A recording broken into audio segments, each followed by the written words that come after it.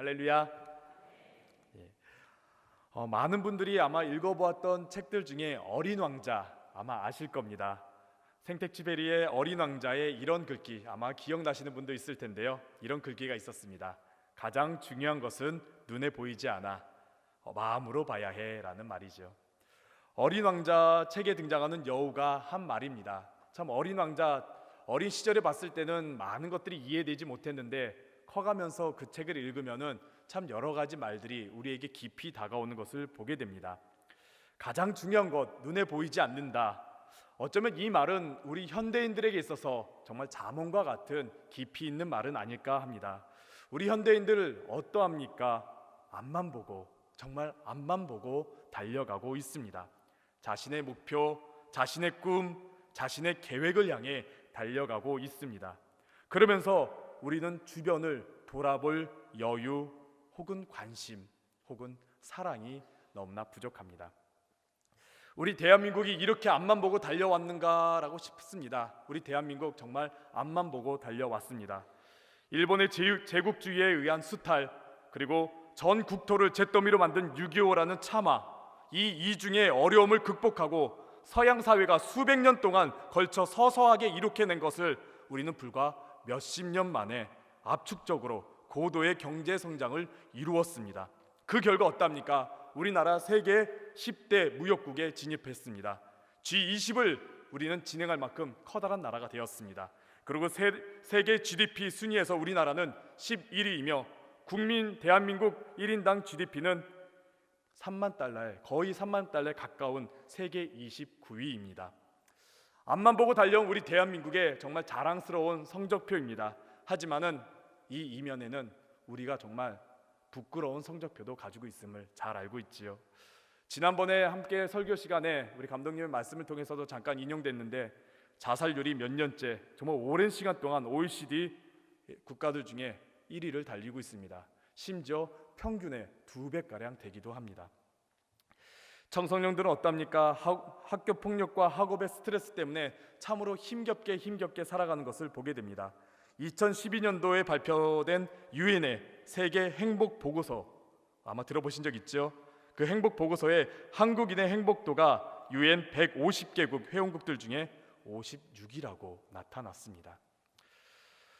우리는 정말 목표점을 향해 앞만 보고 달려가기 너무나 바빴습니다. 그 과정에서 눈앞에 보이는 성과에만 치중하다 보니까 우리들의 현실은 이렇게 된 것은 어쩌면 당연할지도 모릅니다. 무한 경쟁의 이 레이스에서 뒤처진 사람 우리 어떻게 여깁니까? 낙오자, 실패자 이렇게 말하고 있습니다. 넘어진 이들을 일으켜 세워 함께 어깨를 부여잡고 함께 걸어갈 그런 여유 우리에겐 없습니다. 그것을 우리는 사치라고도 부르기도 합니다. 혹은 그렇게 했다면 우리 뒤처진다고 여기지요. 오늘 주일 오전 예배 때에도 감독님의 설교에서 우리 쉬지 않고 어떻게 일한다고 그랬죠? 월, 화, 수, 목, 금. 참 웃지만은 참 마음 아픈 이야기이기도 합니다. 우리는 이렇게 앞만 보고 달려왔습니다. 이렇게 앞만 보고 달리는 현대인들, 바쁘다는 말을 입에 달고 살고 남을 돌보기보다는 내 할 일들에 지쳐서 허덕거리며 우리는 생활하고 있습니다. 내려놓기보다는 하나씩 더 부여잡으려고 하고 빠르게 앞만 보고 달리다 보니 어느 순간 나를 돌아보니까 내가 누군가, 도대체 내가 어떤 존재인가, 그리고 내가 지금 어디에서 무엇을 하고 있는가, 나란 누구인가, 이런 의문에 빠져들게 되지요. 전에 한 일본의 취업 광고들 중에, 인터넷의 취업 광고들 중에 이런 광고가 있었습니다. 인생은 마라톤이다라는 그런 동영상 광고가 있었습니다. 광고의 내용은 이렇습니다. 아무리 힘들더라도 정말 조중에 정말 달리다가 넘어지더라도 다시 일어나서 저 목표점을 향해 끝까지 달리는 그 인생 참으로 아름답다라는 그런 이야기로 갔습니다. 근데 갑자기 중간에 내용이 바뀌더니 이런 질문을 합니다. 도대체 누가 이 코스를 만들었으며 도대체 누가 저 골인 지점을 만들었는가라고 하면서 갑자기 골대를 향해 목표점을 향해 달려가던 마라토너들이 산 사방으로 흩어지는 내용이 나옵니다. 내가 목표로 했던 것, 내가 꿈꿨던 것, 내가 정말 이루고자 하는 작은 가정, 내가 정말 이루고자 했던 모든 것들, 그 모든 것들을 이루는 것이 바로 그곳이 목표점이고 그곳으로 달려간 인생이 가장 멋있다라는 그런 내용의 광고였습니다. 좀 인상이 깊었습니다. 그러면서 최근에 이런 글들이 유행하고 있는 것 같습니다. 인생은 속도가 아니다, 방향이다 라는 말이죠. 참 좋은 글귀입니다. 인생은 분명 방향이 중요합니다. 그러나 여전히 모든 내용들 속에서는 앞만 보고 달려라, 이 내용이 여전히 담겨 있습니다. 오늘 본문의 말씀입니다. 오늘 본문의 말씀은 엘리사에 관한 내용입니다. 이스라엘이 아람 군대와 전쟁을 치르던 때의 이야기입니다. 당시 이스라엘은 남북으로 갈라져서 서로 대치되는 중이었고 주변국들과의 긴장 상태에 있었습니다. 항상 주변국들이 북이스라엘을 침범하려고 호시탐탐 노리고 있었습니다. 그러던 중에 아람 군대가 이스라엘과 전쟁을 하려고 합니다. 8절의 말씀부터 보면은 아람 군대가 아무데에다가 진을 치자라는 말이 나오지요. 은밀하게 의논하면서 기습하자라는 말입니다. 이렇게 비밀 작전을 펼치는데 엘리사가 이 모든 것을 알게 되었다라고 9절에서 나옵니다. 그래서 이스라엘에게 왕에게 말합니다. 그곳에 가지 말라고 말합니다. 그리고 그곳에 조심하라고 말합니다. 이렇게 비밀 작전을 펼쳤는데도 매번 실패하게 되자 아람 군대 왕이 화가 머리끝까지 납니다. 도대체 우리들 중에 누가 이 모든 것을 이스라엘에게 알리는가? 왜 모든 작전이 실패로 끝나는가 하면서 신하들을 불러 하나하나 추궁하기 이릅니다. 누군가 이스라엘과 내통한 자가 있다, 만약에 없다면 이 모든 작전이 왜 실패하는가? 라면서 추궁하기 시작하지요. 그러자 신하들 중에 한 명이 엘리사라는 선지자가 우리의 은밀한 말을 모두 알고 있어서 이스라엘 군대에 알린다라고 말을 했습니다. 결국 아람의 왕은 엘리사를 붙잡아야겠다고 해서 이스라엘 도단까지 깊숙이 침범합니다. 기습으로 이스라엘을 치려고 했다가 번번이 실패하자 결국 힘으로 밀어붙여서 먼저 엘리사를 잡겠다라는 것이죠. 엘리사는 어떤 사람입니까? 다른 사람들이 볼 수 없는 것을 보고 듣지 못한 것을 듣는 사람입니다. 이런 사람들은 보통 일반적으로 선지자라 예언자다라고 말하죠. 그러나 성경에서 말하는 선지자, 예언자는 의미가 다릅니다. 성경에서 말하는 선지자, 예언자, 엘리사가 정말 독특한 능력을 가져서 그런 것이 아닙니다. 성경에서 말하는 선지자는 하나님의 말씀을 받아 전파하는 사람을 말하고 있습니다. 즉 그의 인생에, 그의 삶에, 그의 모든 것에 하나님의 말씀이 그에게 담겨 있어서 그 말씀을 전파하는 사람이 바로 선지자이지요. 그리고 이것을 간단하게 말하면은 성령이 함께하는 사람입니다. 성령이 임한 사람이고 성령이 주관하는 사람인 것입니다. 그래서 엘리야는 하나님께 부름받아 승천하는 엘리야에게 다가가 말하죠. 당신의 그 성령의 능력 갑절이나 내가 받기를 원합니다라고 간절히 그 성령의 능력을 바라는 장면이 열왕기하 2장에서 나옵니다. 이 요청에 엘리야가 처음에는 엘리사에게 말합니다. 참 어려운 거 구한다. 너 굉장히 어려운 거 구한다. 그렇지만은 앞으로 일어날 일을 내가 본다면은, 즉 다른 사람이 볼 수 없는 것을 너가 볼 수 있다라면은 그 성령의 능력이 너에게 임할 것이다라고 말합니다. 그리고 엘리사는 그것을 보게 됩니다. 엘리사가 처음부터 눈이 열린 것이 아닙니다. 볼 수 있었던 것도 아닙니다. 하지만은 성령을 간구하고 성령이 그에게 임하자 그가 보게 된 것이지요. 오늘 함께 말씀을 나누면서 우리들의 영적인 눈이 떠지기를 간절히 바랍니다. 이 세상 속에서 살면서 걱정과 근심과 아픔, 정말 바빠서 앞만 보고 달려갔던 우리의 인생의 눈이 떠지는 여러분들 되시기를 간절히 바랍니다. 우리가 인생의 눈에 떠지기 위해서 어떻게 해야 될까요? 우리가 문제를 만났을 때에 우리는 기도로 그 눈을 열어야 합니다. 아람의 군대가 엘리사가 살고 있는 성읍 그 도단까지 이르렀습니다. 아무것도 보이지 않는 밤에, 정말 그 깜깜한 밤에 큰 군대를 이끌고 와서 성읍을 에워쌌습니다.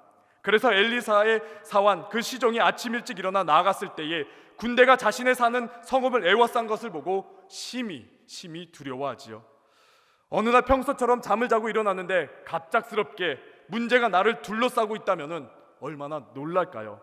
시편의 저자는 이런 상황에 대해서 시편 17편 11절부터 12절에 이렇게 말합니다. 이제 우리가 걸어가는 것을 그들이 애워싸서 노려보고 땅에 넘어뜨리려 하나이다. 그는 그 움킨 것을 찢으려 하는 사자 같으며 은밀한 곳에 엎드린 젊은 사자 같으니이다. 정말 두렵다라는 것이지요. 우리의 삶 속에서도 갑작스러운 문제에 애워싸일 때가 있습니다. 사소한 문제들이야 언제나 우리 주변에 있고 해결하기는 어렵지가 않습니다. 하지만 많은 문제들이, 정말 어려운 많은 문제들이 나를 애워싸고 있을 때 우리 어떠합니까? 어떻게 해야 할지 몰라 우리는 종종거리고 두려워하고 걱정하게 되지요. 저도 자식이 한 명일 때는 정말 어렵지 않게 자녀를 키웠던 것 같습니다. 뭐 그런가 보다. 그리고 저의 할 일도 하면서 제가 전에 있던 교회에서는 미국에 한 달 동안 아내하고 아들 떨어뜨려 놓고 다녀오기까지 했습니다. 뭐 별로 문제가 없더라고요. 근데 자녀가 둘이 되니까 이건 만만치 않게 되었습니다. 자녀가 둘이 되니까 집이 정신없어지고 뭘 어떻게 해야 되는지 정말 모를 지경에 이루었죠. 정말 둘 만만치 않더라고요. 근데 우리 교회에 대단한 분 계시죠. 자녀가 넷인 분이 계십니다. 우리 선임 목사님, 김만수 목사님 가정 넷입니다. 대단합니다. 그래서인가요? 집에 가지 않아요. 교회에서 너무 자주 배워요, 요즘에. 사랑하는 자녀가 너무 많아져서도 정신이 없는데 정말 피하고 싶은 문제들이 많아지고 나를 애워싸면 얼마나 괴롭고 얼마나 혼란스럽습니까? 패닉, 멘탈 붕괴 이런 일들이 우리들에게 일어나지요. 고3 때 이런 일을 제가 겪은 적이 있었습니다. 고3, 여기 수험생들도 있는데 어떤 시기입니까? 정말 열심히 공부해야 되지요. 그렇게 열심히 공부해 그때에 저는 두 손이 기부스를 하게 된 지경에 이르렀습니다. 첫 번째 손은 그냥 혈기를 너무 부리다가 뼈가 부러져갖고 기부스를 하게 됐습니다. 이 정도야. 그러고서 열심히 그냥 있었는데 또 다른 한쪽에 친구들과 잘못 놀다가 살점이 나가는 바람에 두 손 다 기부스를 하게 된 것이지요. 정말 낙담이 되더라고요. 고3인데 두 손 다 못 쓰고 있으니까 이걸 어떻게 해야 되나? 하나님 도대체 나를 어떻게 하시려고 이 지경에 이르렀습니까? 라고 하나님 앞에 원망의 기도도 하게 되더라고요. 눈앞이 정말 처음으로 깜깜해지면서 정말 그 당시 고3이면은 수능 앞두고 있을 때 어떻습니까? 그게 전부로 보이잖아요. 그게 다른 것들보다 그게 전부로 보이는데 그거 깜깜해지더라고요. 이거 어떻게 해야 되나? 이거 어떻게 해야 되나? 하나님한테 원망하면서 기도했는데 하나님께서 이런 음성 주시더라고요. 너 두 손 다 기부스 했는데 할 수 있는 거 뭐가 있냐라는 것이죠. 곰곰이 생각해 봤습니다. 제 인생 되돌아봤습니다. 그 당시 PC방이 유행할 때였습니다. 고3 학생들 열심히 공부해야 되는데 처음에야 열심히 공부하죠. 시간이 지나면 어떡합니까? 놀고 싶죠. 저도 열심히 PC방 다녔습니다. 친구들과 함께 열심히 다녔습니다. 공부해야 되는데 근데 두 손 다 다치니까 그곳을 못 가게 되는 거예요. 놀 수가 없는 거예요. 두 손 다 다치니까. 할 수 있는 거는 문제집 푸는 거밖에 없더라고요. 덕분에 대학 갔습니다. 정말 우리는 정말 많은 문제들이 계속 이어지고 정말 문제들이 계속 몰려오면은 우린 당황하고 주저앉고 싶어집니다. 그리고 어떻게 해야 될지 몰라서 그저 멍하니 바라보지요. 특히 이런 문제들이 오늘 본문과 같이 밤에 정말 깊은 밤에 갑자기 우리에게 찾아옵니다. 우리에게 예고하고서 찾아오면은 우리가 어떻게 대응이라도 할 텐데 이 모든 문제들 갑자기 어두워진 밤에 우리에게 다가오게 되는 것이지요. 그래서 우리는 알 수 없을 때 이 문제들이 다가와 우린 더욱더 두렵고 걱정하게 되는 것입니다. 이런 사건이 성경 가운데서도 있습니다. 바로 하갈의 이야기입니다. 이스마엘의 어머니 하갈의 이야기입니다. 아브라함이 아들이 없을 때에 자신의 주인 사라가 아브라함과 동침해라 그래가지고 원하는 아들을 낳아달라 그래가지고 그렇게 했습니다. 그래서 정말 아들을 낳아서 기쁨의 시간을 가졌습니다. 그러나 오랜 시간이 지나지 않아 사라가 아들을 낳게 되었고 결국 하갈과 이스마엘은 쫓겨나게 되지요. 과거 여성이 혼자 쫓겨나게 된다라는 것, 그것은 죽음을 선포한 것과도 다름이 없습니다. 특히 광야길을 걷는다라는 것, 그것은 그냥 알아서 그냥 사형 선고를 받은 것과도 다름이 없습니다. 광야길을 걷다가 물과 음식이 모두 떨어지게 되었습니다. 그리고 하갈은 자신의 아들 이스마엘이 눈앞에서 죽어가는 것을 바라보아야 했습니다. 의지할 것이 없는 그 광야, 그 두려움 속, 음식과 마실 물이 없는 그 괴로움 속, 그리고 희망하던 그리고 사랑하던 아들이 죽어가는 모습, 이 모든 것을 바라보면서 하갈은 아무것도 볼 수 없는 상태에 이르게 되는 것이죠. 바로 근처에 샘이 있었는데도 불구하고 그는 그것을 볼 수 없었습니다. 그래서 그는 하나님께 부르짖었습니다. 하나님께 부르짖으면서 기도하자 하나님께서 창세기 21장 19절에 이런 말씀 주셨습니다. 하나님이 하갈의 눈을 밝히셨으므로 샘물을 보고 가서 가죽 부대에 물을 채워다가 그 아이에게 마시게 하였더라 라고 말합니다. 걱정이 있을 때, 정말 문제가 많을 때 하나님께 부르짖었더니 하나님께서는 그의 눈을 여시고서 그가 가야 될 것, 그가 필요한 것, 그가 해결할 수 있는 것, 그것을 보게 해 주신 것입니다. 이렇게 문제가 다가올 때 우리는 하나님께 부르짖어 하나님께 열어주십시오라고 우리는 기도해야 합니다. 예수님께서도 맹인들의 눈을 뜨게 해주신 것 모두가 그들이 예수님께 부르짖었기 때문에 예수님께서는 그 맹인들의 눈을 뜨게 해주셨습니다. 우리도 예수님께 간구해야 합니다. 우리의 걱정, 근심, 어려움으로 우리가 어두워졌을 때에 주님께 기도하시기를 간절히 바랍니다. 엘리사도 자신의 능력으로 사원의 눈을 뜨게 해준 것이 아니라 하나님께 기도함으로 말미암아 눈을 뜨게 했습니다. 바울도 다메섹 도상에서 예수님의 음성을 듣고 눈이 어두워진 후에 그가 떠진 사건이 무엇입니까? 아나니아의 기도 사건 이유지요. 기도는 문제와 걱정과 근심 그리고 어려움으로 가려워졌던 나의 눈을 밝히는 성령의 능력을 가지고 있습니다. 오늘 본문의 사원도 엘리사의 기도로 말미암아 성읍을 둘러싼 아랍 군대 너머에 자신을 지키고 도와주며 해결해줄 불말과 불병거가 둘러싼 것을 보았습니다. 문제보다 더 큰 하나님의 능력을 그가 본 것입니다. 이것이 기도할 때에 가능합니다. 기도하시길 바랍니다. 여러분 눈앞이 캄캄해질 때에 주저앉지 마시고 하나님께 기도하시기를 간절히 바랍니다. 하지만 우리의 눈을 또 가리우는 것이 하나가 더 있습니다. 요한일서 이런 말씀이 있습니다. 요한일서 2장 11절에 그의 형제를 미워하는 자는 어둠에 있고 또 어둠에 행하며 갈 곳을 알지 못하나니 이는 그 어둠이 그의 눈을 멀게 하였음이라 라고 말합니다. 형제를 미워하고 자신만을 챙기며 악한 행위를 하면 그 영혼이 어둠 속에 있기 때문에 결국 눈이 어두워진다라는 말씀이죠. 요즘의 세상을 바라보면 그런 것 같습니다. 사건 사고들 보면 그렇지요. 세상 사람들 특히 정말 악랄한 죄를 지은 사람들 어떻습니까? 왜 죄를 지었냐고, 왜 그런 일을 행했냐고 물어보면은 자신이 뭔 짓을 한지를 모르고 있습니다. 자신이 무슨 잘못을 하고 있는지를 모르고 있는 사람들이 있습니다. 오히려 엉뚱한 것을 걱정하고 있는 것이지요. 사람을 죽이고 자신의 자식과 혹은 부모, 친구를 살인하고서도 자신이 무엇을 잘못했는지 모르는 사람들이 있습니다. 한 어린 영혼, 한 사람의 인생을 송두리째 파괴하고서도 자신이 무엇을 잘못했는지 모르는 이들이 세상 곳곳에 있고 우리는 그 소식을 듣고 있습니다. 지금 무슨 일이 벌어지고 자신이 무슨 일을 했는지 알지 못하는 것이지요. 그들의 눈이 어두워져 있기 때문에, 어둠 속에 있기 때문에 자신이 도대체 무슨 일을 하고 있는지 알지 못하고 자신이 도대체 어느 길로 가고 있는지 알지 못하고 있습니다. 그래서 이사야서 44장 18절에 이렇게 말합니다. 그들이 알지도 못하고 깨닫지도 못하는 그들의 눈이 가려서 보지 못하며 그들의 마음이 어두워져서 깨닫지 못함이니라 라고 말합니다. 예수님께서도 우리의 영혼의 눈, 영적인 눈이 어두우면 나의 행동 모든 것이 어두워진다라고 누가복음 11장 34절에 이렇게 말합니다. 내 몸의 등불은 눈이라. 내 눈이 성하면 온 몸이 밝을 것이요 만일 나쁘면 내 몸도 어두우리라 라고 말씀합니다.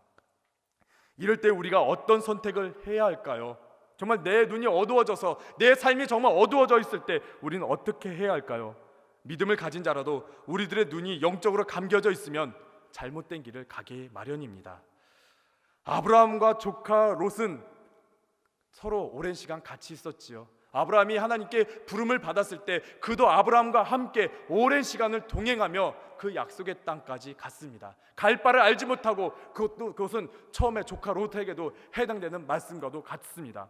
그렇게 그는 함께 아브라함과 동행하면서 하나님께서 어떻게 인도하시며 어떻게 복을 주시는지 그는 아브라함과 함께 체험했습니다. 그런데 롯이 아브라함과 이집트 땅에 다녀온 뒤로부터 다른 길을 걷기 시작합니다. 아브라함과 충돌이 일어나기 시작합니다. 아무래도 항상 광야만 보다가 화려한 이집트 문명을 본 뒤로 이집트에 대한 생각이 지금 현실에, 그 광야 생활의 현실에 만족하지 못하게 된 것이죠. 결국 아브라함의 종과 롯의 종들이 서로 싸우게 되어 이 기회에 롯은 갈라지려고 합니다. 그때 아브라함은 롯에게 먼저 제안합니다. 내가 선택하고 싶은 것을 먼저 선택하라 라고 말합니다. 이에 롯이 창세기 13장 10절에 이렇게 선택하게 됩니다. 이에 롯이 눈을 들어 요단 지역을 바라본즉 소알까지 온 땅에 물이 넉넉하니 여호와께서 소돔과 고모라를 멸하시기 전이었으므로 여호와의 동산 같고 애굽 땅과 같았더라 라고 말합니다.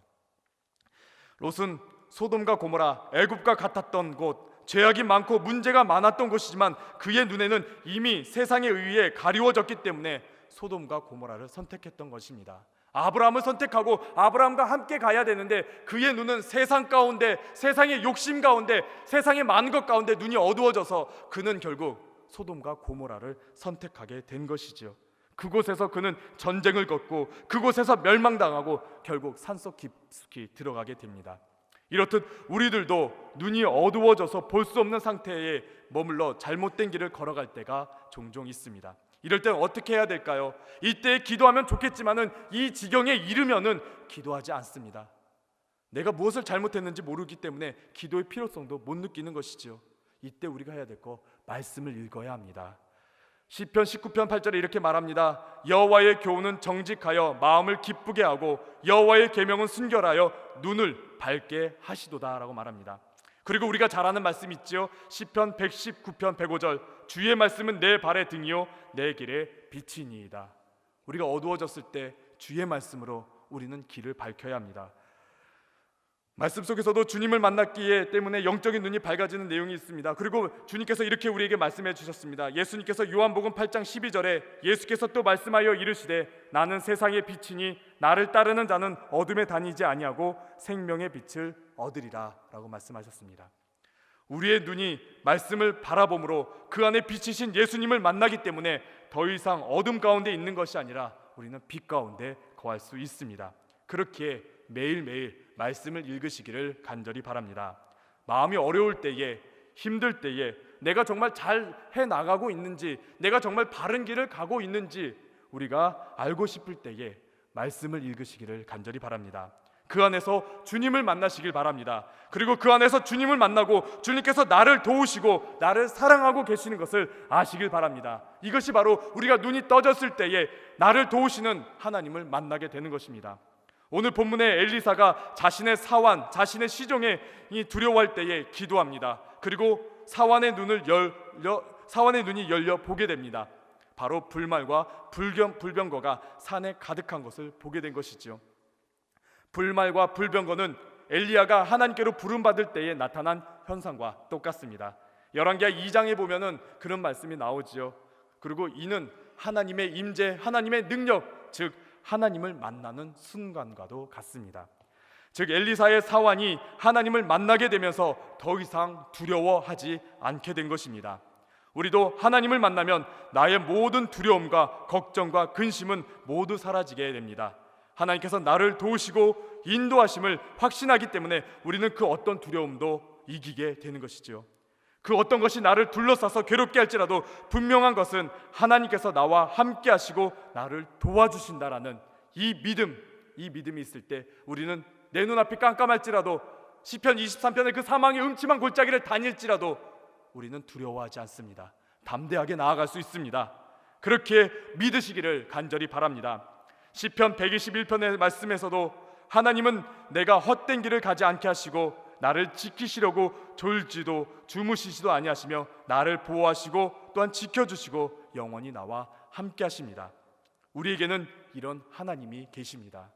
문제로 말미암아, 걱정으로 말미암아, 정말 많은 사건으로 말미암아 내가 정말 어두워졌을 때 주님께 기도하시기를 간절히 바랍니다. 그리고 말씀으로 눈을 여시기를 간절히 바랍니다. 무엇보다 믿음으로 주님과 함께함으로 담대히 나아가시는 여러분들 되시기를 간절히 바랍니다.